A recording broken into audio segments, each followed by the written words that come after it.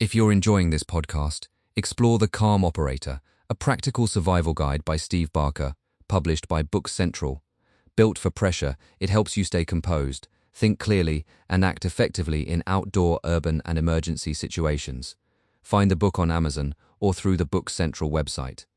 When you're deep in the backcountry, far from roads, clinics, and cell signal, every decision matters a little more. That's why wilderness first aid is one of the most important skills anyone can learn before heading outdoors. It's not about becoming a doctor in the woods. It's about knowing how to stay calm, assess the situation, and take practical action when help is hours or even days away. The first principle of wilderness first aid is scene safety and quick assessment.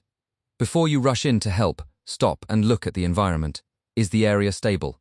Are there loose rocks, moving water, extreme weather, fire, or wildlife nearby?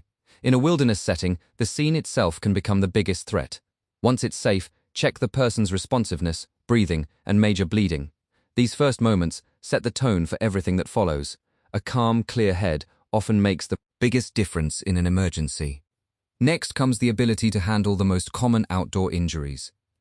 Cuts, scrapes, sprains, blisters, burns, and dehydration may seem minor at first, but in the backcountry they can quickly become major problems.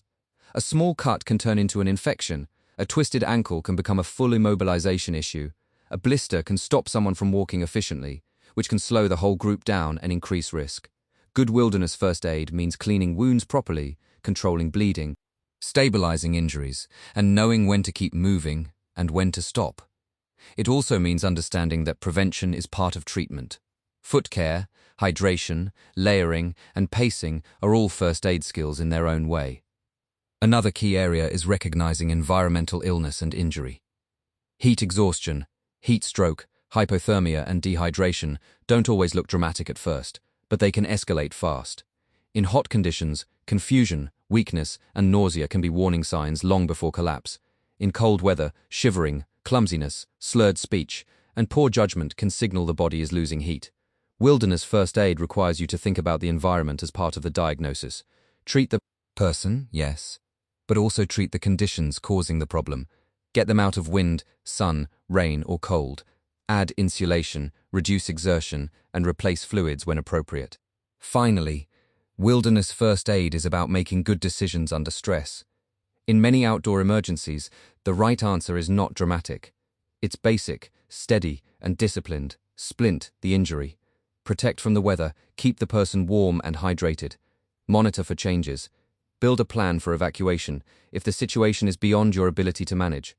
The goal is not just to survive the moment, but to improve the odds of a safe outcome over the next few hours. Wilderness first aid gives you more than a set of techniques. It gives you confidence, clarity, and the ability to help when it matters most. Whether you hike occasionally or spend serious time in remote terrain, these skills can turn panic into action and uncertainty into a plan. In the wild, that can make all the difference.